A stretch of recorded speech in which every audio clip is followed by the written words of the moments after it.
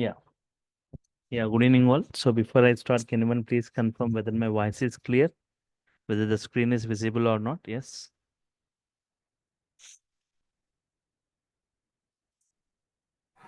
Yeah, Vijay, it's clear and visual.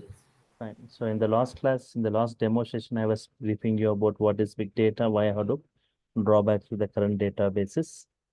Yes. So currently we have got databases for storing and retrieving data. Yes, like the databases like Oracle, MySQL, SQL Server, DB2 for OLTP operations. We have got some specialized databases like Teradata, Netezza, Vertica for data warehouse like OLAP operations. So we have got Hadoop. Hadoop is providing two services, right? Hadoop is a framework which is providing two services.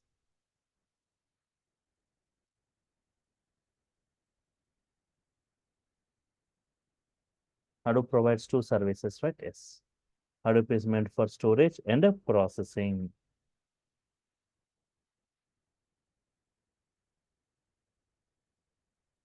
Meant for storage and secondly for processing. It is meant for storage and it is meant for processing.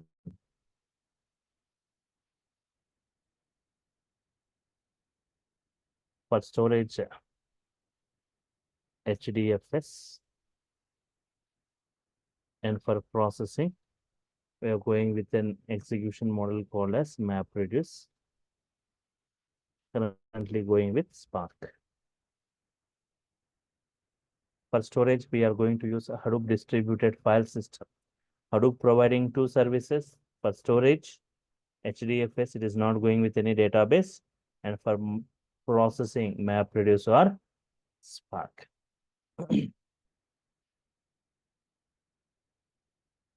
Hadoop is not for Hadoop is not for Hadoop is Hadoop is for batch applications. Hadoop is for batch applications.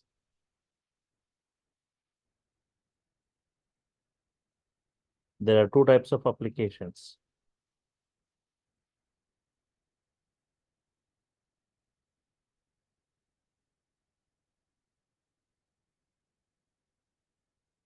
Online applications. Secondly, like batch applications.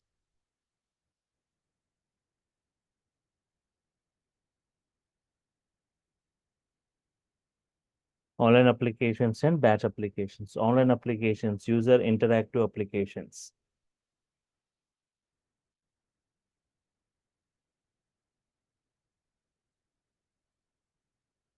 User interactive applications.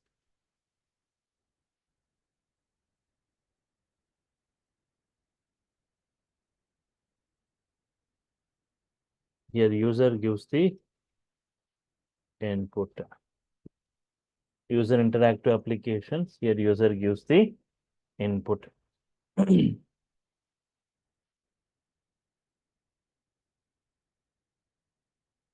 Example. Making an online payment. So here user provides the source and destination of construct. And here user provides that input, providing that source and destination accounts. And secondly,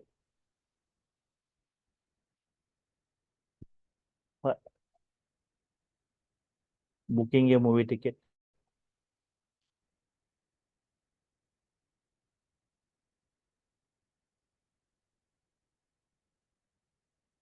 Generating credit card statements. Generating credit card statement for millions of customers. Sorry, this will be coming as a batch. So online applications, right? Making a online payment, booking a movie ticket. Now, if I talk about these batch applications,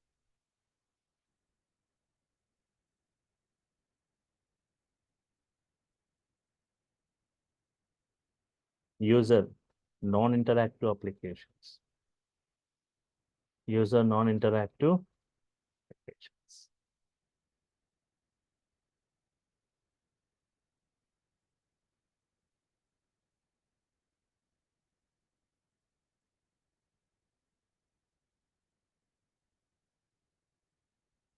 User non-interactive applications. Here, user input is not required.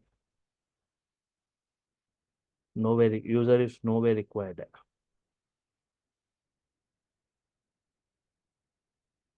User non-interactive applications. Here, user is no way required. For example, right, credit card statements, generating credit card statements.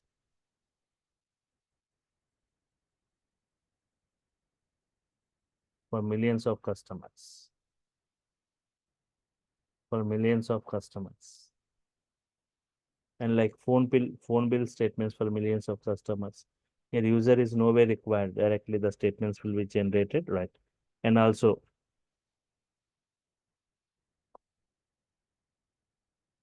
railway ticketing PNR status.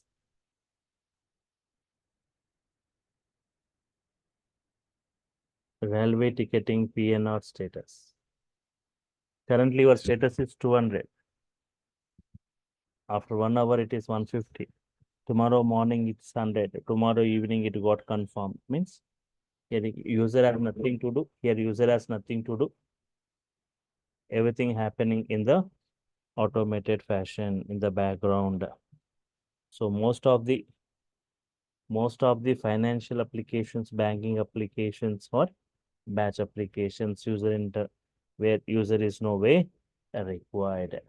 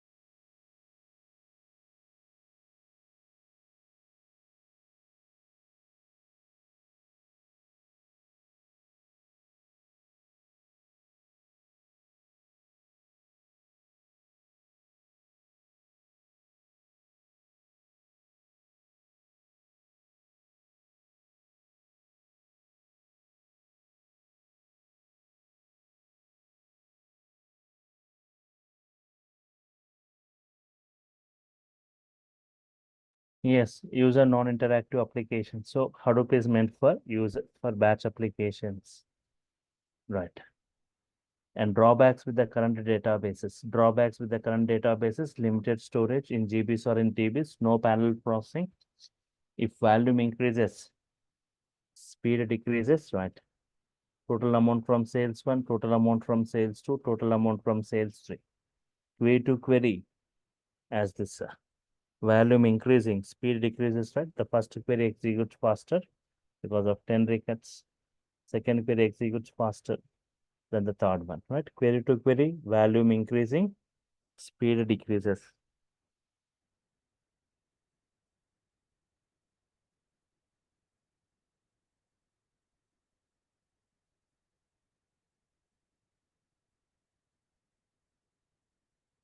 If complexity increases, speed decreases, right? If complexity increases, speed decreases. Total amount from sales one, average amount from sales one, standard deviation of amount from sales one. Yes. Query to query as complexity increasing, right?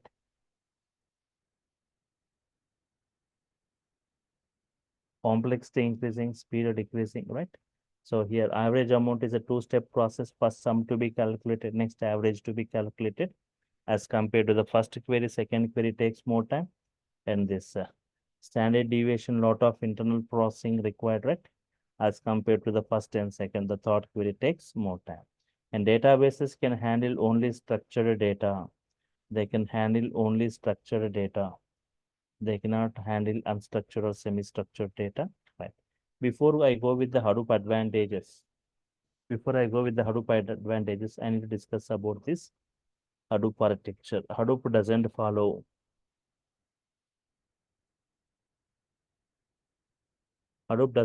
client server architecture. It won't follow client server architecture.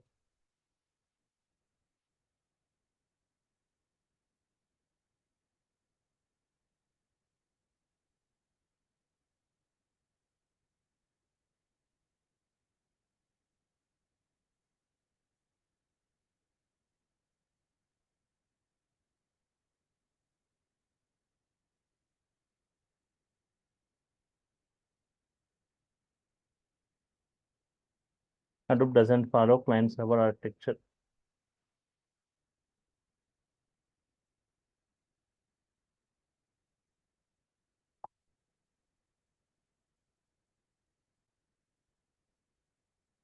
It doesn't follow client server architecture. Hadoop follows master slave architecture. Single master with multiple slaves, right? It follows master slave architecture.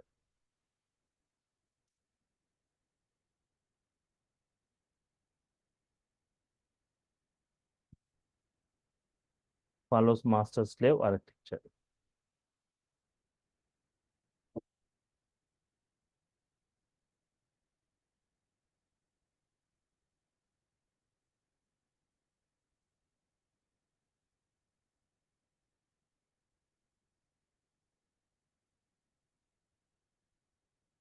Hadoop cluster. What do you mean by Hadoop cluster, right? Group of nodes. Group of nodes. Group of nodes means CPUs connected in a network. Connected in a network. There are two types of nodes. Two types of nodes, right? Yes.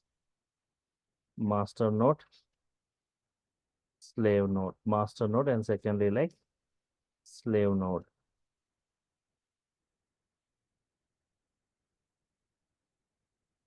Two types of nodes. Master node, slave node. This is active and standby only, right? Yeah. I'll just discuss master node and slave node, right? Second. So here it follows master slave architecture, single master, multiple slave. The single master, multiple slaves.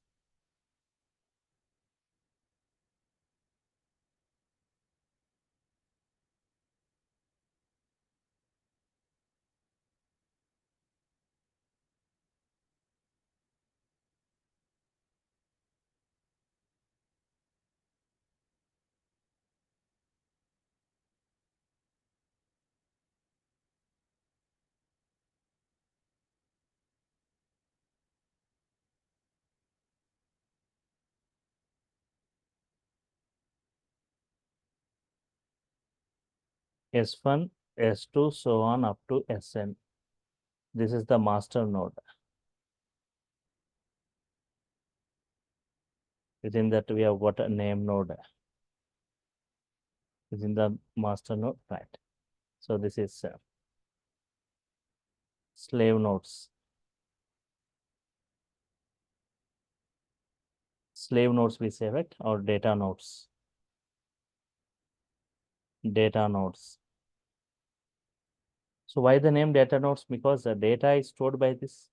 Data is processed by the slave nodes. So this entire thing we call it as a cluster. Group of nodes, a group of systems connected in a network. And that one will be the master, the other will be the slaves. So here in Hadoop, always the data is stored in the form of files. In databases table, right? In Hadoop, it is form of files. For example, each file's capacity 1 TB, 1 TB, 1 TB. If you have got a 2 TB file, 2 TB file, it cannot be accommodated by any of the system, S1 or S2 or S3, because their size is only 1 TB, 1 TB or 1 TB.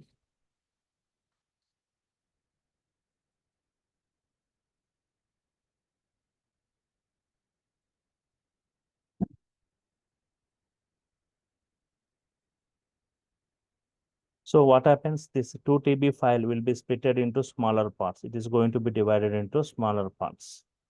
Each part will be stored across they are distributed across multiple systems. So that's why Hadoop can accommodate bigger data objects. So anytime, So this this everything done by the Hadoop framework only. We have nothing to do about it. Only you need to give what is the size you want of each so partition. this partition who will create? This partition we will be only creating, yeah, Hadoop only creating. Hadoop creates it. So you just specify the size of each partition. By default, it will be 128 MB. But if you want into Okay. any other size, we need to specify the size. So it will divide the file into whatever size you are specifying with that equal size partitions. So Hadoop only is going to take care about all this, dividing that file into partitions that are, we call them as blocks. The blocks are distributed across multiple systems and they are processed by multiple systems parallelly. Two advantages you can see here. Two advantages you can observe here. So what is the master node responsibility? Yeah, I'm coming to it. So here, two advantages what you observe here is, if you observe distributed storage and parallel processing, data is distributed across multiple systems and data is processed by multiple systems parallelly.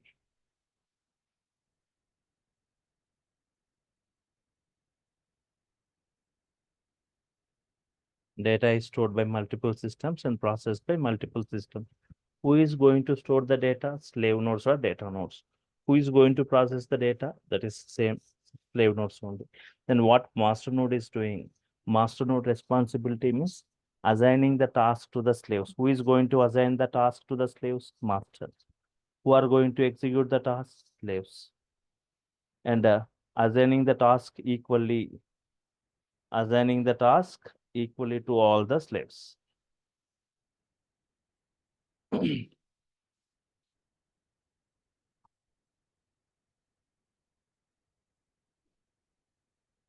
Assigning the task equally to all the stuff. That is also work by master. Observe here, master node responsibilities.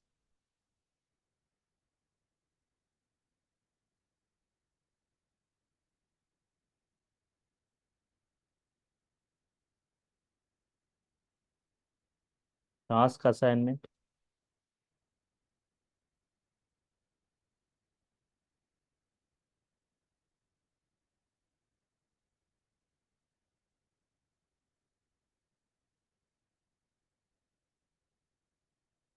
task assignment, load balancing,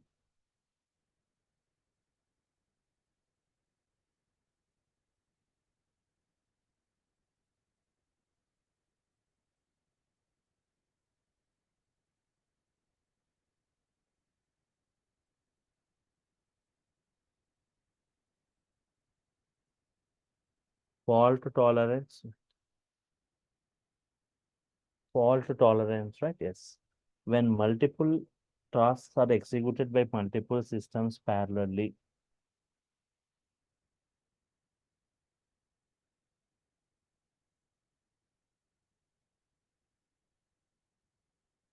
when multiple tasks, T1 task, T2 task, T3 task, when these three tasks, when these multiple tasks are executed by the multiple slaves parallelly,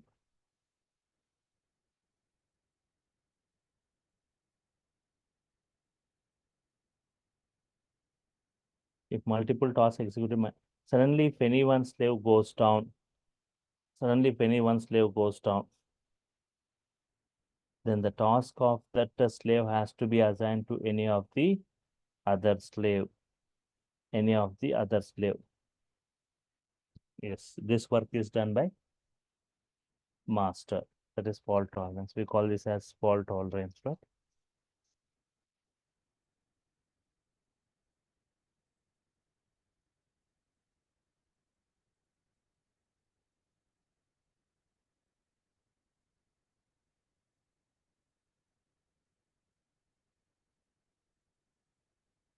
Okay. And also like health monitoring. Before assigning the task to any of the slave, the health status of each and every health monitoring.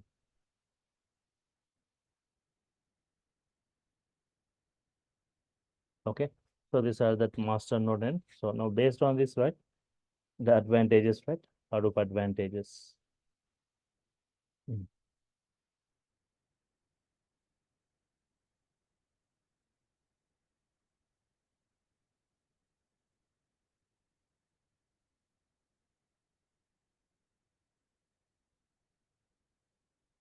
Unlimited data storage. Unlimited data storage is possible in Hadoop because of a feature, horizontally unlimited scalability. Horizontally unlimited scalability. Because horizontally unlimited scalability. Okay, horizontally unlimited scalability means, for example, if you're running a business, with very less number of slaves. Tomorrow your business has increased, your branches have increased, your customers have increased, your data has increased, but still you cannot go with the same number of slaves. So you need keep on increasing horizontally. Horizontally unlimited scalability. Horizontally unlimited number of slaves can be added.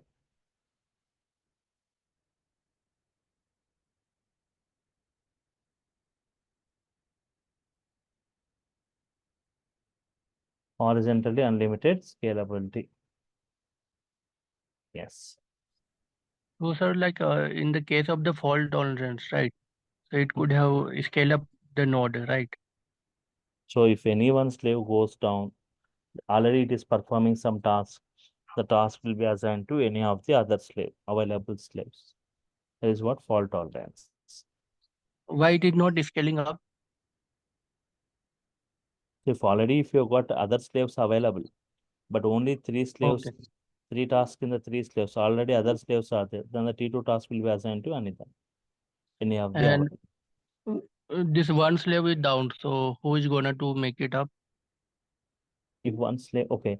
So once the slave is down, right? Okay. The data will be lost and the task will be failed. Then that's why we have got the concept of replication and fault tolerance. We have got the concept of replication. I'll be discussing that. So we'll maintain the replications. If one is down, then still. So because of anything, we have got admin, right? Hadoop admin will take care about these things. Oh, Very high speed processing, because of parallel processing.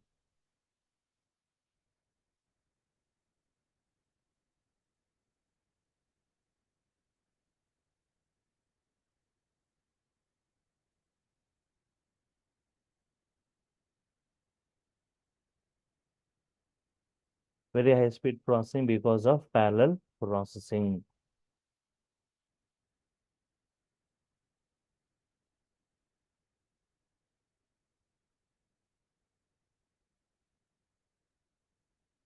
What do you mean by parallel processing? Okay, difference between non-parallel and parallel. I will give a labor example. For example, non-parallel and parallel. Non-parallel and parallel.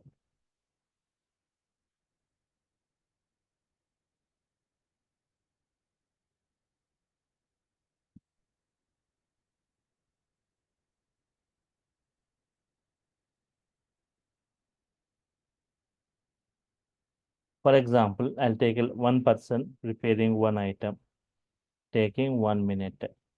The same one person preparing 10 items takes 10 minutes.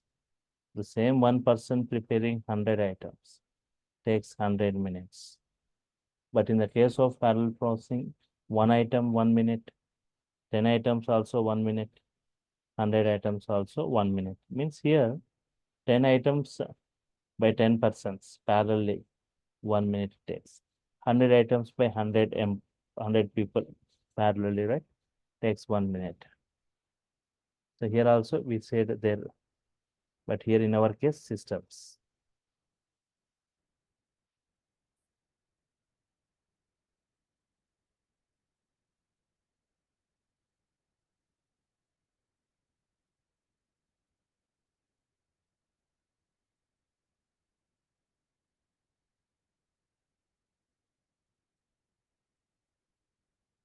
Very high speed processing because of parallel processing. Can handle all varieties of data, that is structured, semi-structured and unstructured data.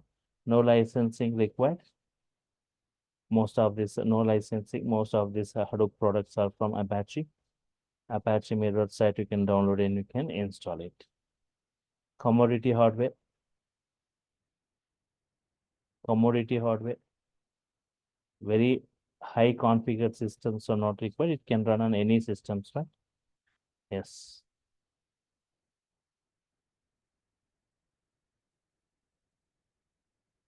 Before going with this, I got one query. Why databases like Oracle can't support unlimited storage? Why databases like Oracle cannot support unlimited storage? Why databases like Oracle cannot support unlimited storage?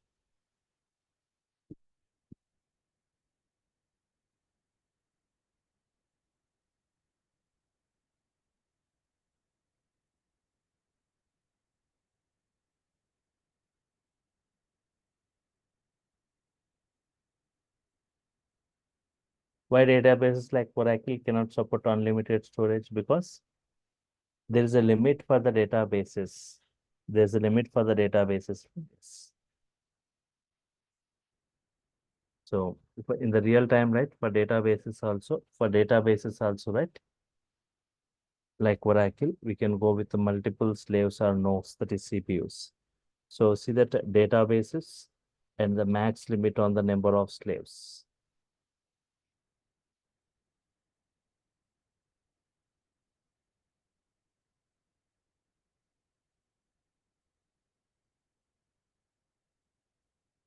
Max limit on the number of slaves. First one, like Oracle, right? It can go with the max. Oracle can go with max 256 nodes or CPUs, right? Yes. MySQL, right? Maximum it can go with 54 only. 54 nodes. MySQL Express. Max it can go with 256 nodes. Sorry, 256. SQL Server can go with SQL Server also, right? Maximum it can go with 256.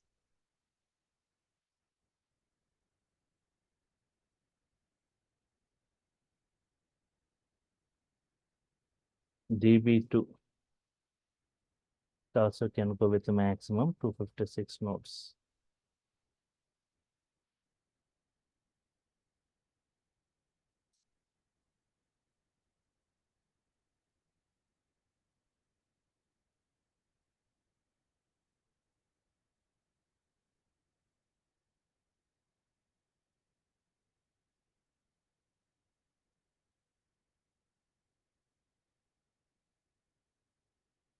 Okay. So any of these databases, they are supporting max 256. Beyond that, they are not supporting. For example, even like Oracle, if it is making using of this 256 nodes, so the performance of the system will degrade, just like your mobile phone, right?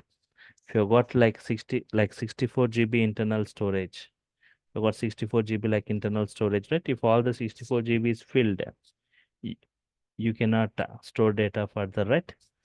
And the performance of the phone degrades. Sometimes it won't even start.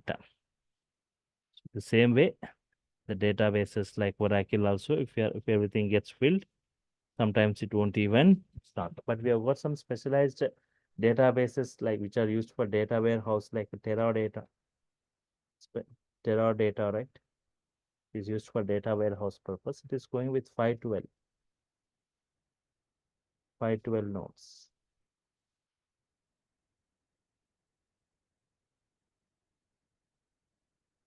Netij also, it is going with 512 nodes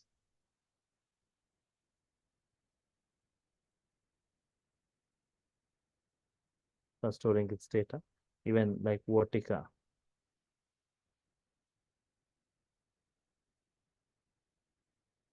going with 512 nodes. But this Teradata is OLAP, right? Mhm. So they are supporting 512 nodes. Currently, they are supporting 1024 nodes. Even Netija also supporting 1024 nodes currently. CPUs for storing its data. But once they get filled, I cannot say they are unlimited storage. I cannot say because once they get filled, they cannot support data further. So, but there is no limit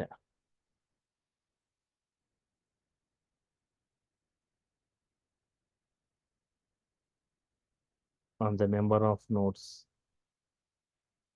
that Hadoop can have.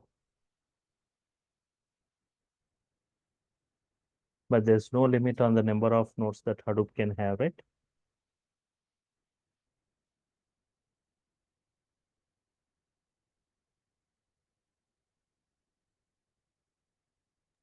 So one node, how many sites?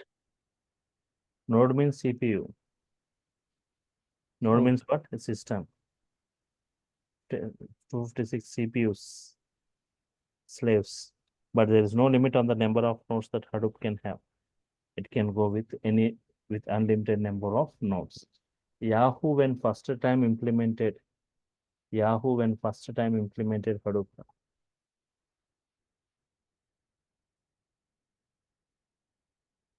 When first time implemented Hadoop went with 4,000 slaves or nodes for storing its data. Currently Yahoo going with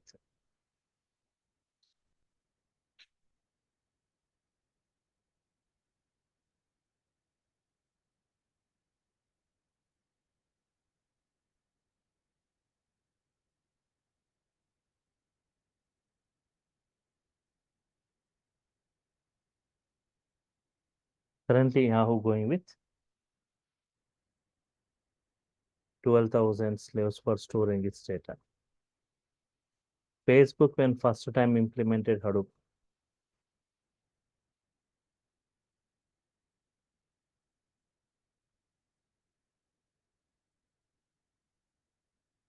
used 8,000 slaves for storing its data.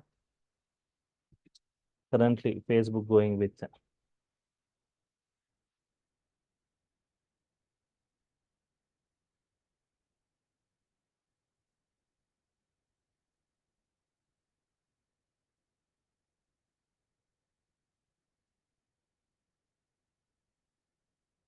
42,000 slaves for storing its data, right? There is no limit on the number of slaves that Hadoop can have. Not like 256 or 512 or 1024, like thousands of slaves allowed. So Hadoop is proven in the market storage point of view. So that's why unlimited data storage is possible for Hadoop. And not only Hadoop point of view, even processing point of view. Yesterday I was discussing, right? Processing point of view, Yahoo was conducted a test to test the speed of different databases. Test the speed of different databases, right?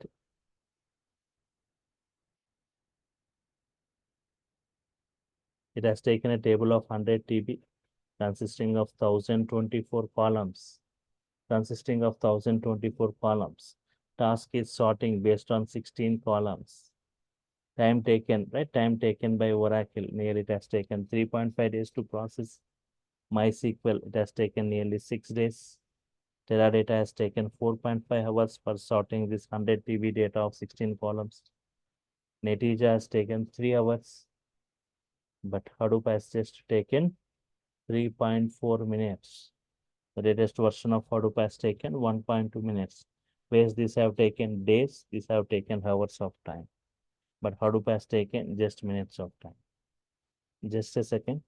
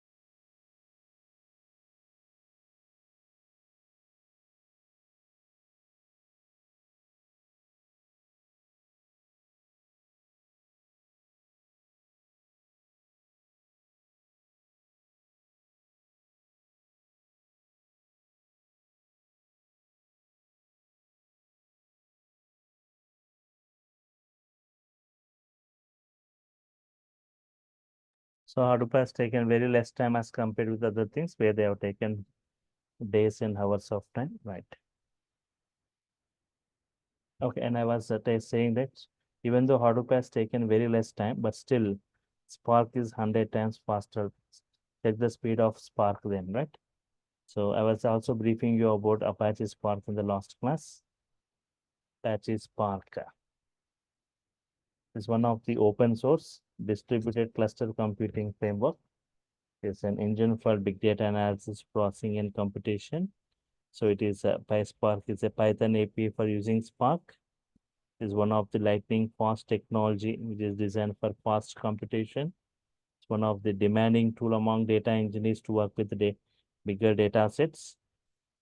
It's used for running distributed SQL, creating data pipelines, ingesting data to the databases, running ML algorithms, working with graphs or DS strings. And need for PySpark, right? So the data, we have got a lot of data which has been generated, right? Which has been generated. So the data has got hidden patterns, unknown corrections, market trends, customer preferences, right? So, and other useful information. It is necessary to extract valuable information from the raw data. So we require a more efficient tool to perform different types of operations. So we require more efficient tool to perform different types of operations of the big data. So there are various tools to perform this multiple tasks on these huge data sets. But these tools are not so appealing, right? That's why we have got some scalable and flexible tools to crack this big data and gaining benefit from it. So combining like Python and Spark is the best way, right? It's efficient for the world of big data. The Apache Spark community came up with a tool called PySpark.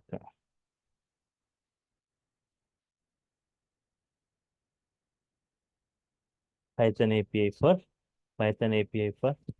Apache Spark.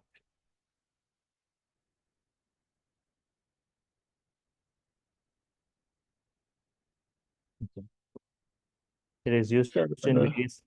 Yes, any query? Yes. why we cannot use Spark alone itself if it have that much power? Spark only, right? We are using Spark only. But we are we are going to include the Python also, right? See, for example, Spark is implemented using Python language. To code with Okay. for coding, you require a language. So coding Python is used. And that too, right? Even if you talk about data science, implementation in Python, machine learning, deep learning, everything implementation in Python. Even Spark also implementing in Python, right? Spark, not only Python, Scala language, Java and R language also can be used. But in the industry, mostly used one is Python and Scala. Okay. So it's used in the healthcare industry, in the entertainment industry, like Netflix using this PySpark. It's processing nearly 450 billion events per day, right? So the PySpark job market, right? So it has got a great boom, very high rate of speed as compared to Hadoop, also 100 times faster. So huge data at a quick time, you can just process the data, right? So as part of this course, okay. So we can say Hadoop and Spark both are a programming language. So Hadoop and Spark, they are not programming languages. So Hadoop is a framework, even Spark is an execution model. They are meant for storing and Hadoop is meant for storing and processing, and Spark is meant for only processing, very high rate of speed. And Spark for coding, right? We use a Python language. Okay. So this is what I was saying, that the course content for that. Sorry. So I said I'll be discussing Hadoop, PySpark, Linux, and Python, starting with big data, challenges, advantages, Hadoop distributed file system, name node, data node, secondary name node, job tracker, task tracker, HDFS architecture, map reduce execution, scoop, SQL and Hadoop, right, for import and export operations. while importing the data from that databases to Hadoop, right? We can perform lot of operations like filtering operations, grouping operations, merging, different types of operations, right? Yes.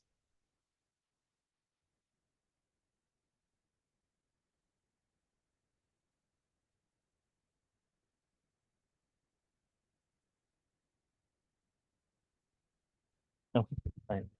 Scoop is also important tool for importing and exporting data towards Hadoop and from the Hadoop to other things. Yet another resource negotiator. So you have got some components, architectural components, different components, and how it is going to get processed. And as part of this course, I'll be discussing one NoSQL database, not only SQL, schemaless behavior, random access. So that is HBase is that NoSQL database, and also one streaming component for capturing live streaming data like Kafka. Streaming data, right? Streaming data means data which keeps on incrementing, the data which keeps on generating. Don't think like this will be very complex, not like it will be very simple and easy.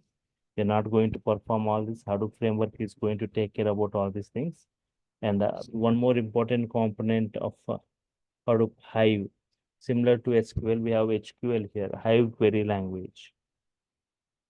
Difference between HQL and SQL and tables here in the internal tables, external tables, working with unstructured XML, JSON, URL, weblogs, joins, and UDF, user-defined functions, user-defined aggregated functions, user-defined tabular functions, non-partitioned tables. So partitioning, static partitioning, multi-column partitioning, dynamic partitioning, bucketing, indexing, partitioning and bucketing, partitioning and indexing, partitioning, bucketing and indexing for high performance, right? So this is what I'll be discussing as part of Hadoop. PySpark sessions, PySpark context, parallelizing broadcast variables, PySpark RTD computation, persistence options, memory only, disk underscore SCR, groupings and aggregations, various actions and transformations, various inbuilt actions and transformations, right? PySpark SQL data frame. We have got different functionalities here. Data frame API, PySpark convert RTD to data frame, convert data frame to pandas, struct type and struct field, row class, column class, collect with column renamed, where filter, drop duplicates, order by, group by, join, union and union all, UDF flat map for each sample.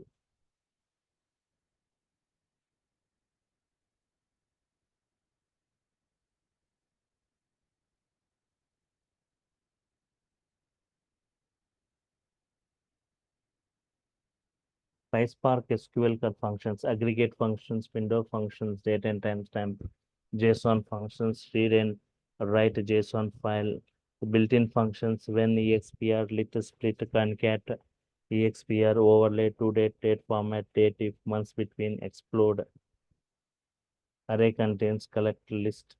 These are all that various functions. PySpark external sources, working with SQL statements, Spark and Hive integration, Spark and MySQL integration, working with CSV, working with JSON, and adding of new rows, dropping of rows, handling nulls, joins, deployment modes, local mode, clustered mode, PySpark applications creations, states and tasks, drivers and executor, deploying. Yes, and also PySpark streaming concepts, integration with Kafka and MLlib, right?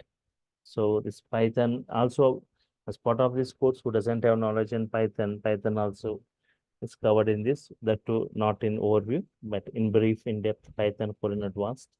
Basics, operations, operators, Python IDEs, flow controls, looping statements, collections, lists, tuples, sets, dictionary, functions, modules, packages, errors and exception, file handling, object-oriented programming concepts, regular expression, database access, Python data and time, OS module, uh, advanced concepts like iterator, generator, closers, decorators, GUI programming, Excel workbook, data analytics, introduction to data science, Pandas module in brief, NumPy module, numerical Python in brief, and Matplotlib. So this all will be covered as part of this course, right?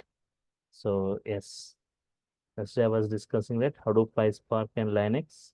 So it takes 12 weekends for this. 15,000 is the course fee, 7 p.m. to 9 p.m., right? This will be that timing. Saturday 2 hours, Sunday 2 hours. But for Python, Monday to Friday, you will be having the sessions. Any of my morning or evening batch you can attend. You'll be getting the videos for this, right? So tomorrow, like Monday at 7 a.m., there's a Python batch. Coming Thursday at 7 p.m., there is a Python batch. So if anybody interested in that, so next week the link will be changing. Next week onwards, we'll be going with this technical aspects of this Hadoop big data, right? So you can see that payment details in the chart given by this online team. The payment details and their contact details is provided, and the demo videos is provided, and this course content links are provided, right? You can check with that. Any other queries you have got, anyone? So from the next week, we'll be starting with the things. Yesterday and today, I was discussing about this Hadoop, its advantages as compared with other programmings. So Vijay, here we have Python core and advanced. So that already, if it is going on, No, then no, how it will be? no. Starting from tomorrow only. No, the Python one which is already going on, like we are in that Python batch. No, I didn't get you. Which one?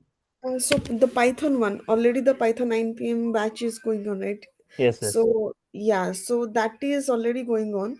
So we have to ignore that, right? Who want to do only Hadoop, PySpark, and Linux. So okay, if you're already attending Python of mine, right? Yeah. So if you have paid any fees for it, that fees will be deducted from this 15K. Okay. How much you Okay. have paid for Python, that will be deducted from this 15. Okay. And the timing 7 p.m. to 9 p.m. IST. Yes. Okay. The timings will be okay for the first and next 1 2 weeks. It will be at 4 p.m. only. Uh, Mm, Later it will be at 7 to 9. okay. 7 to 9 p.m. Next week you will 2 hours be, it yes, will 2 be. hours. 2 hours it will be. 2 hours on Okay. Saturday, 2 hours on Sunday. Okay. So there is no weekdays. So it's only on weekend batch. Only weekdays. Oh, okay. Weekends. Okay. For Thank you. Python, it is only 1 hour, right? 1 hour only. Okay. So in Python, like advanced Python, we are going to cover the Django also. No, Django is not covering that. 30 Okay. topics, whatever I discussed, right? Django is separate tab. Okay. So actually, I see like there is huge content, right? So we would be able to grab all the thing. So in this Python, we are taking separately sessions, right, for that. And this is 12 weekends, 3 months, right? Okay. Sir, want to know that I'm already joined that regular batch of 7 p.m. Python batch. Mm-hmm. So if I join this batch, then how it will be? Fees will be deducted from that, or Yeah, okay, if you have already paid fees for that Python, right? This yeah. 15K is actually 15K you have paid 15K, right? If you have already No, paid, no, no. no. I paid for Python batch only 6,000. The Python, how much fees you have paid will be deducted from this. Okay, so I can continue on weekend this batch and on Monday to Friday that batch. No? Yes. Whatever if anyone if you have paid fees for Python, how much you have Yeah. paid, that will be deducted from this. The remaining you need to pay for this. Okay. Okay. Sir, Actually, for this, people who are taking this package, Hadoop, PySpark, and Linux. Hmm. So Hadoop Linux, who want only Hadoop, PySpark, and Linux, the fees is 12,000 actually. This Okay. Hadoop, PySpark, and Linux, the fees is 12,000. For those people, we are giving Python for only 3,000. So if you are also preferring this package, right? Hmm. Then the whatever amount this package, if you are taking whatever amount you have already paid, that will be deducted, and the remaining thing you need to pay for this. You won't be charged No, late for this. Yes, yes. So no, I want to continue that Python batch regularly only, not on weekends. That's what I'm asking. No. This Python, whatever, if you're already attending any of my Python batch, you can attend. You can Okay. attend any of my Python batches, right? Okay. And Hadoop batches will be on this weekends, 7 p.m. Okay. Okay. So one So from Python next batch is week it will be 4 p.m. or 7 p.m. So This next week, coming week, it will be at 4 p.m. only. 4 p.m. Okay. Next week it will be 4 p.m. But the next week it will go at 7 p.m. 7 p.m. Okay. So a WhatsApp group, you'll be getting the session video for all this, soft copy of the class notes, a WhatsApp group for this. There was separate WhatsApp group for Hadoop, separate WhatsApp group for PySpark you'll be getting, right? And for Python also separate WhatsApp group if already attending. Yes. And the interview questions for all this will be provided. Sir, As an- Python new batch is starting on Thursday also, right? So Monday there is a batch tomorrow at 7 a.m. and next week at 7 p.m. and the next Thursday at 7 p.m. it's going to start one more. Okay. How many days Hadoop will be completed? Hadoop takes in this 12 weekends, right? 5 weekends will be spent for Hadoop, 7 for this PySpark. Okay. Would it be possible to share any pre-executed sessions for PySpark only? Actually, I'm looking to immediate on PySpark side. That's why I'm asking. So if you want to take the videos of that PySpark, the videos are available, right? Okay. You can talk with the online team, the video team, they can provide that. Okay. Fine. Okay. Sir, So whatever videos will be shared in the drive for that Python batch, we have to pay through drive only, or we can download also. no, what all the videos, any course of DURGASOFT, it's not downloadable. Okay. You can only play the videos and check. Okay. Okay, fine. And how long they are available? Any course of DURGASOFT, right? For 6 months, they'll give that. Later, if you want to extend it, you need to talk with that online team. Okay. Fine. And how we can contact online team?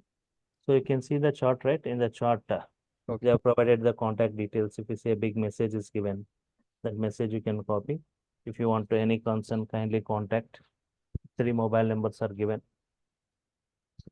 They provided 3 mobile numbers, right? Okay. Fine. So you'll be getting the notes whenever you get enrolled. Immediately, the videos you'll be checking in your Google Drive. The videos you'll be getting to your Google Drive. Notes you'll be getting to your mails and a WhatsApp group. So if you got any errors, anything, you can just post the errors there. Sir, classes link where we are getting? What is it? Let's say if we are enrolling, so every day you are going to change the Zoom meeting link, right? Yeah. Not every day. The same link will be there. The same link you need to continue up to the end of the course. Only one link. Daily the link won't be changing. Please be in mute. Yes. The same link we can follow. So in the Okay, WhatsApp, yes. What are 2-day link the same I can refer? No, not this link. Next week the link will be changing. You will be getting a new link. Once you get enrolled, they'll forward you a new link to your mail. That link you can. Okay, sir. And don't forget to share the screenshot of your payment to the DURGASOFT online. They will provided a mail ID in the chart. You can see that mail ID, right? DURGASOFT Yes. training. You need to forward the screenshot of your payment. Then only they'll forward you the link and the video. Okay, sir. Okay. Fine. So if I'm done with your queries, right, I'll sign off for now. Meet you on next Saturday at 4 o'clock. But if you're attending Python, you can attend the Python meanwhile, right? So first like 4 or 5 weeks we'll be spending with Hadoop. It doesn't require any Python knowledge. After that, Python knowledge is required for PySpark. By the time your Python 4 will be completed, right? So Python basics are enough for this PySpark, right? Fine. So thank you all for your time. Thank you. Meet you next week. Bye. Thank you. Thank you.